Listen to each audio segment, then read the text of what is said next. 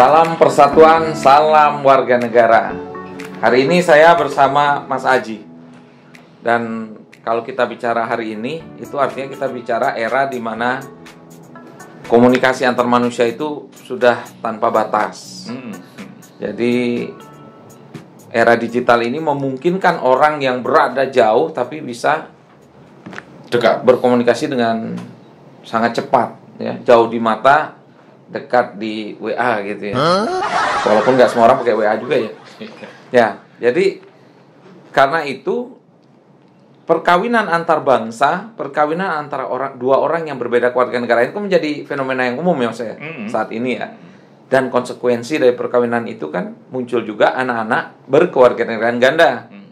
Nah, di Undang-Undang Kewarganegaraan kita, Undang-Undang Nomor 12 Tahun 2006, kan ada batas waktu tuh bagi anak-anak berkewarganegaraan ganda yang berhak mendaftar ya setelah yang lahir sebelum undang-undang itu kan mendaftarnya diberi batas waktu sampai Agustus 2010. Agustus 2010 kan. Nah, bagaimana tuh nasibnya, ada nggak kebijakan baru terkait hal tersebut? Karena kan aspirasi sebenarnya memang ada ya terkait itu, bahwa masih banyak loh anak-anak yang pengen daftar tapi lewat gitu. Gimana tuh? Jadi seiring dengan perkembangan zaman, itu perkawinan campur WNI dengan WNA itu akan semakin banyak. Memang secara data memang belum ada data konkret, tapi semakin banyak realitanya. Ya karena kalau kita lihat di media sosial yang beritanya kawin campur kan betul, banyak sekali. Betul. Dengan berbagai negara sekarang Betul. Indonesia ini. Dan undang-undang kita yang nomor 12 tahun 2006 itu cukup manusiawi banget. Artinya bagi anak-anak kawin campur dikasih kebebasan untuk menentukan kewarganegaraannya. Ini bagi yang umur 18 sampai 21 tahun sampai Agustus 2010. Ya, sudah lewat. Tapi Departemen Kehakiman atau Kementerian Hukum dan HAM ini cukup. Departemen Kehakiman itu jadi ingat zaman dulu Pak Ismail Saleh. Iya, departemen. Jadi Kementerian Hukum dan HAM ini cukup cukup baik, ya, cukup manusiawi, aspiratif lah. Aspiratif.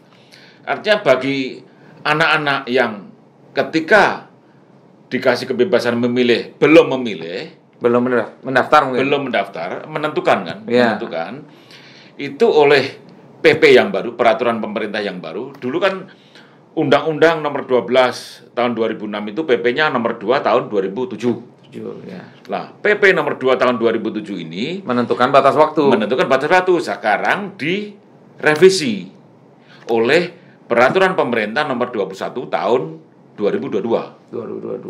Tahun lalu.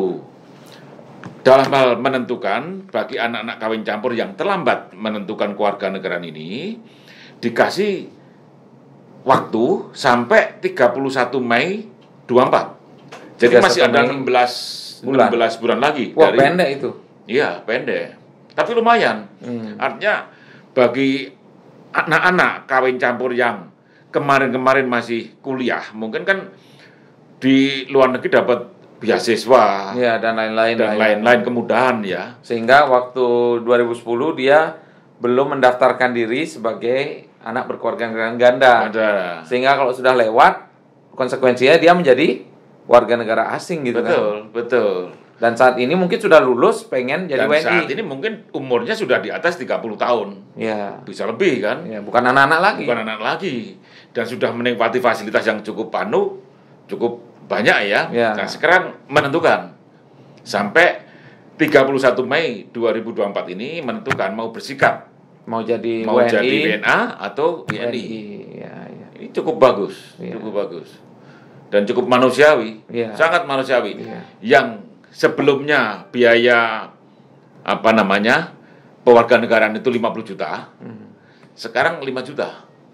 Jadi kewarganegaraan ini artinya kan naturalisasi yang dipermudah. Berbeda nggak dengan misalnya ada orang luar yang kemudian ingin menjadi WNI? Beda, kalau itu kan naturalisasi murni.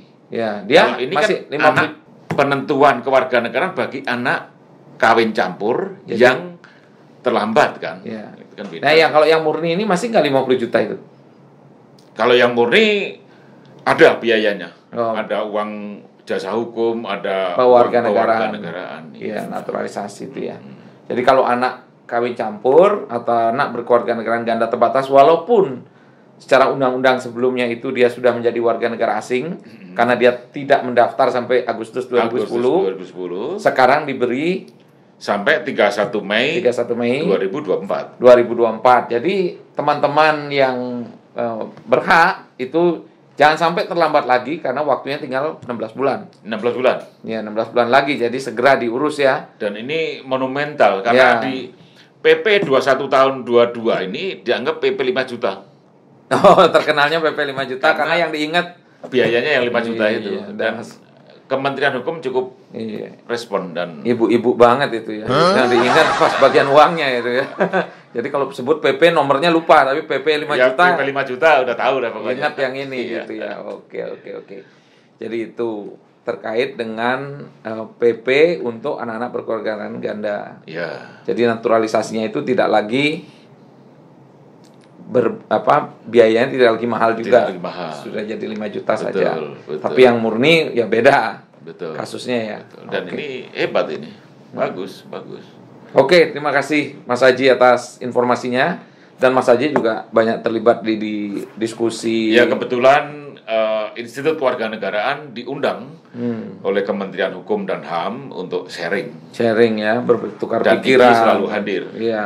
Karena banyak juga yang dari kalangan perkawinan campur yang sharing kepada kami kan kondisi-kondisinya, kondisi-kondisinya, betapa kompleksnya sebetulnya anak-anak ini, dan kemungkinan juga tuntutan dari anak-anak perkawinan campur ini juga mungkin bisa minta kewarganegaraan seumur hidup nantinya. Oh iya, karena saking banyaknya perkawinan campur sekarang ini kan. Iya, belum lagi yang diaspora. Iya. Walaupun sampai saat ini regulasinya ya masih terkait anak berkewarganegaraan terbatas yang belum mendaftar aja ini. Betul. Belum sampai ke yang lain-lain kan. Betul. Ya.